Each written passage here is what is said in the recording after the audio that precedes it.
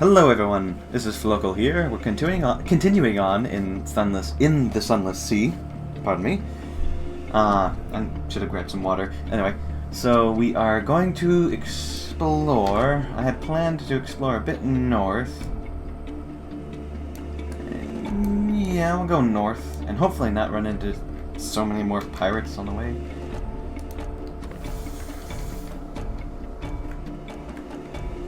And then eventually we'll make it back to London to get some fuel. So yes, our logbook is fresh for this session. Couldn't think of the word for a second there. Saints Haven. And what do we have here? A lonely, deserted beach. There is no habitation in sight, no market, only an old, rotting dock. An old, rotting dock. Let's see. Oh. A stretch of sand thickens into damp, black earth from which sprout stunted palms. Not quite. Tall fungal growths with frond-like capes, as if someone had sculpted the idea of a tree from a mushroom. So let's see what we'll find. War? As you step onto the quay, you hear clamor, shouts, and shooting. You see off in the distance, smoke rising from beyond the hill, and dots of fire flecking the horizon. Two figures standing a little further down the quay, unmoving, as if waiting for your approach. Ooh. Let's see. The following is an excerpt from a popular diary of the Captain, from London to Irem, and what we did there before we arrived. Washed ashore on Mutton Island, and subsequently serialized in the unexpurgated Gazette. The author's identity remains unknown. The tale of Pigmont Isle, in which a delegation is made, a choice is presented, war is declared, a most singular treasure is sought by all, and a new empire is founded with tooth and claw. Now this is going to be a long one. Chapter 1. The Delegation. The figures were rodents. To my left was a Radis Faber, wearing goggles, a blacksmith apron, and an assortment of tools. To my right, an unusually large guinea pig, wearing a helmet and breastplate reminiscent of nothing so much as the High Middle Ages. So a rat and a guinea pig. Interesting. The rat stepped forward first and bowed. Welcome, Captain, to Rat Star Island. I am Edgar, second chief engineer of the 3rd Rat Brigade. I invite you to avail yourself of food and fuel at our expense. The only cost to you is a choice. The rat stepped back at precisely the same moment with what appeared to be the ease of a long habit. The guinea pig scuttled forward and made a declamatory chirp. Welcome, Captain, to the Isle of Cavia. I am Lady... Augusta Devereux? Something like that? Swinch, of the Blackwater Swinches. Seneschal, our King Grace-Naw, first of his name. I invite you to avail yourself of food and fuel at our expense. The only cost to you is a choice. The two stood at attention, looking at me expectantly.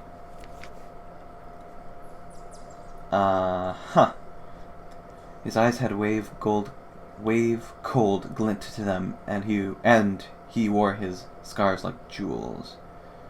I spoke to this. How did an armored guinea pig manage to look regal? Rat in the making. I asked Chief Engineer to elaborate. He looked at me for a long, measured moment before speaking gruffly. We came to this island to make a home for ourselves away from London. Its cats and snuffers, its rat-skin suits. We came to live as citizens of our own republic. We came with our tools, our teeth, our clever hands, and we made a beautiful city by the light of the rat star that shone bright and blue on Mount Ararat. The chief engineer nodded towards the distant hill. One day we braved the depths of the chicken woods, and from atop the mountain Ararat we plucked the rat star to be our light, our beacon, but the pigs of Cavi saw the light, and they lusted for it. They sent armies to rule us and steal our star. We will not permit them to take what is ours. We will resist to our last breath. Will you join us in defeating them? Yes. The seneschal cleared her throat with a delicacy to rival the Duchess of Own before speaking. Anyway, Gracenaw, the king, our lord and sovereign, full 7 months had sojourneyed on the sea, conquered this island, and won the southern main. Now no fortress against him shall remain, no city walls be left for him to gain, save the rats that squeak behind mountain. For some reason it feels like a word's missing there. Unlikely was the lamb of our deliverance. Assured shall we be of glories and their fall, when our lady's eyes restored be to our hall.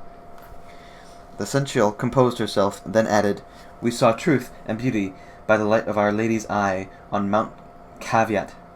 But the rats, with their guns and their chatter and their peasants' politics, stole it from us. We will subjugate them and take it back. They are rabble, and we will rule them with steel shod velvet of our paws. Will you join us? Huh. So this is kind of interesting. I'm not sure who we should go with.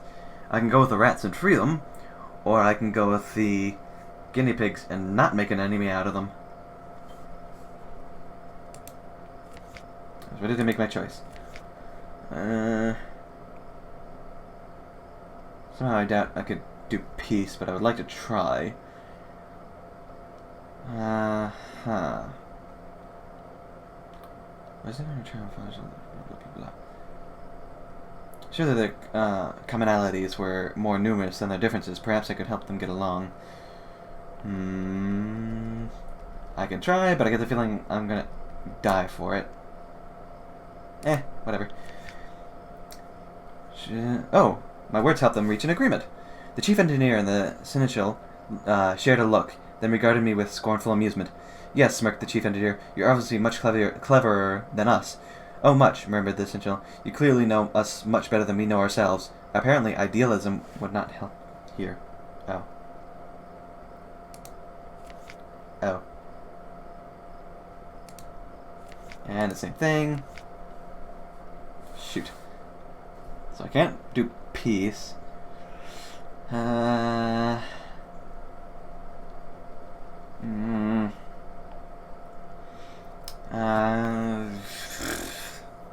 Shoot.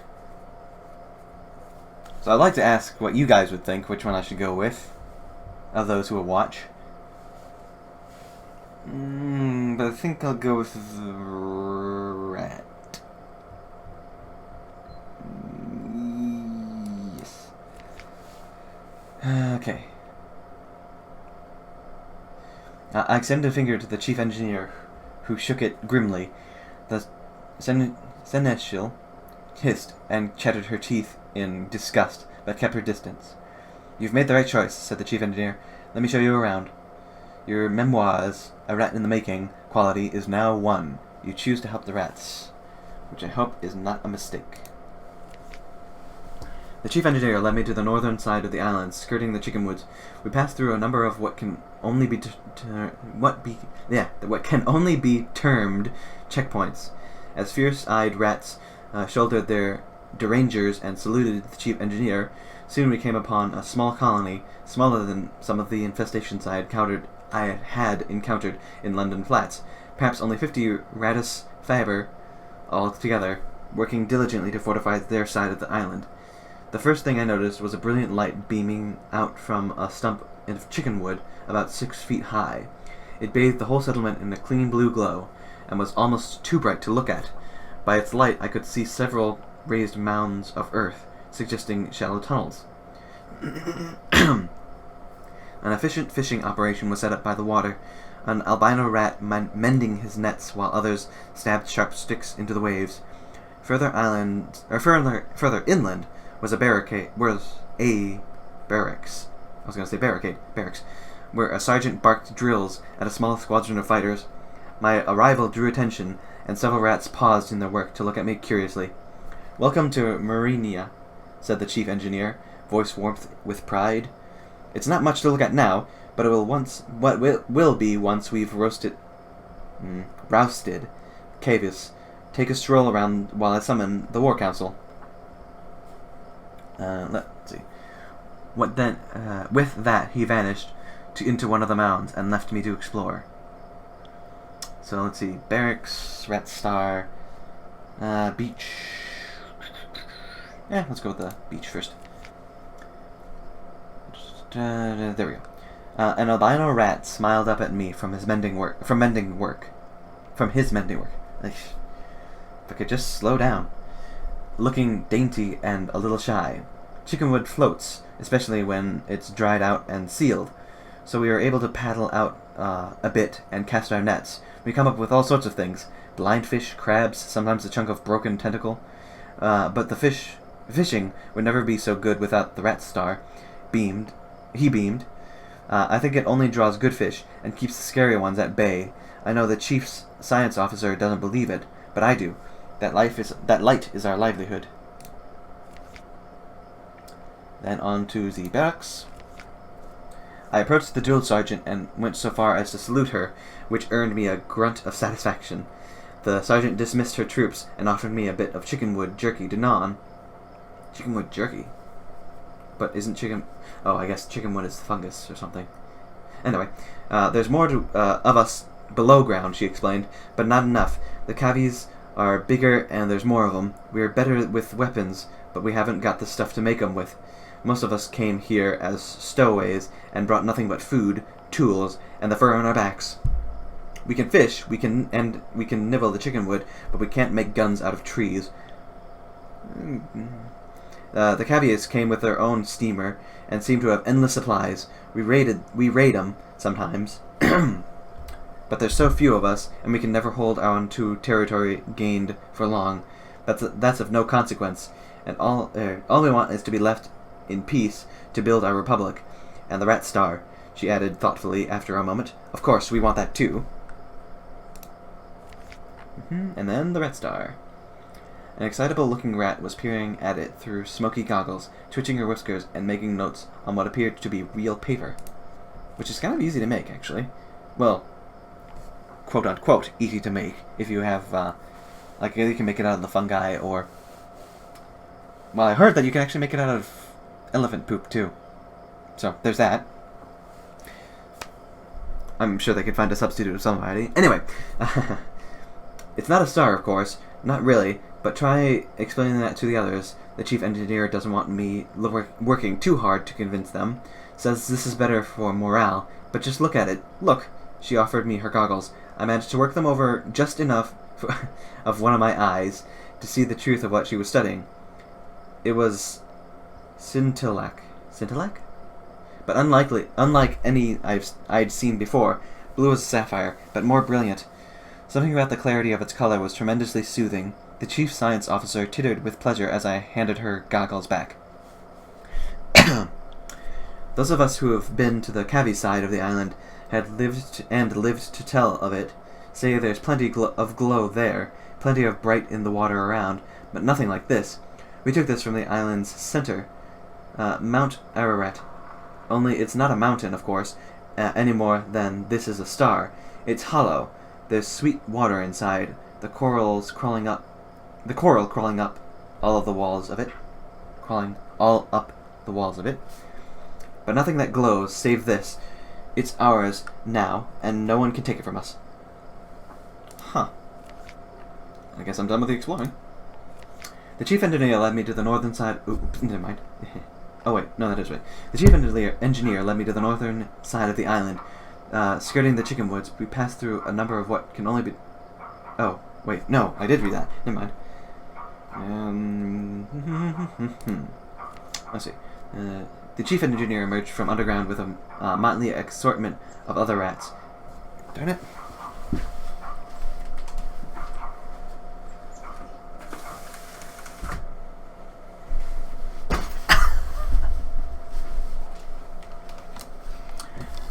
I leave my room window open so I can get a nice breeze, because it gets pretty hot in here if there's no air. But then, the neighbors' dogs, there's so many of them, and they always bark at different times. Like, clockwork. They always bark at a specific time. And it's one house, then the next house, then another house. But anyway, continuing on. So he introduced me as them as weapon experts, strategists, and field commanders. So you're going to help us beat the Kevis, he said, a hard edge in his voice. But how exactly? I had nothing to offer but my advice. I offered strategic assistance. We engineered a distraction that the LBs could use to plunder the Kevis' ship and turn the tide of favor. I determined to take the lead.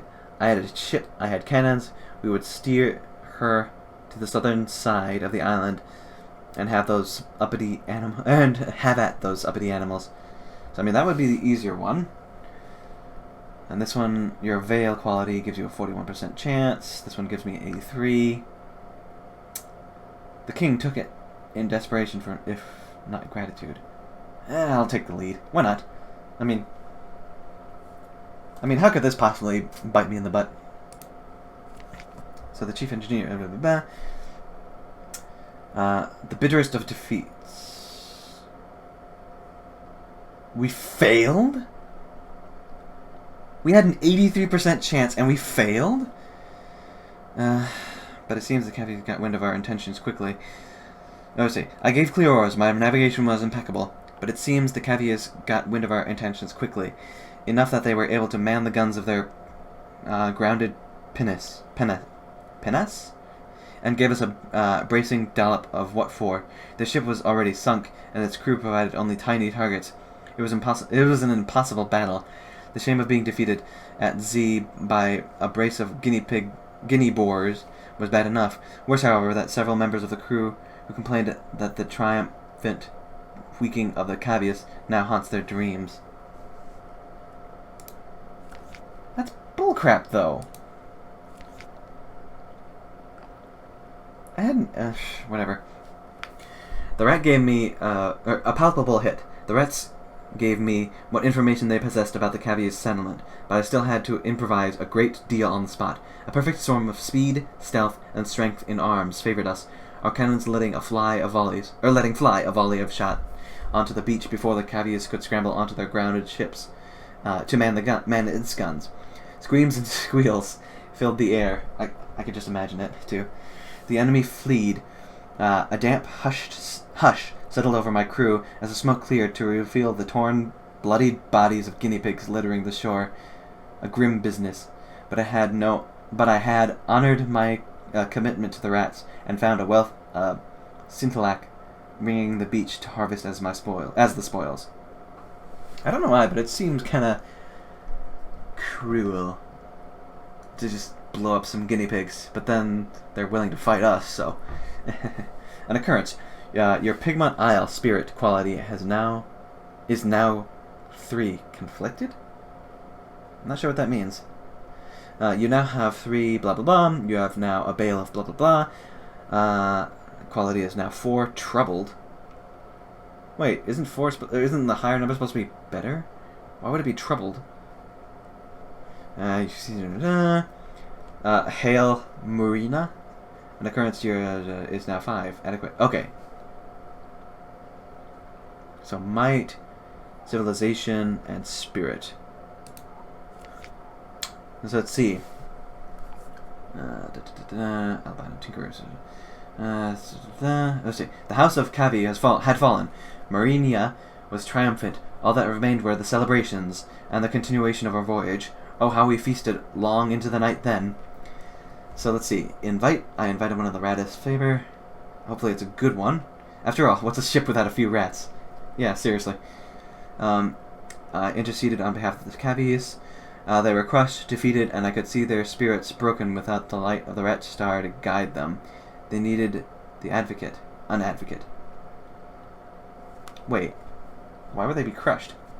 Don't they have the thing still? The light? Oh, right. I think they're talking about the other thing. Anyway, why darkness? Let's see. So let's see.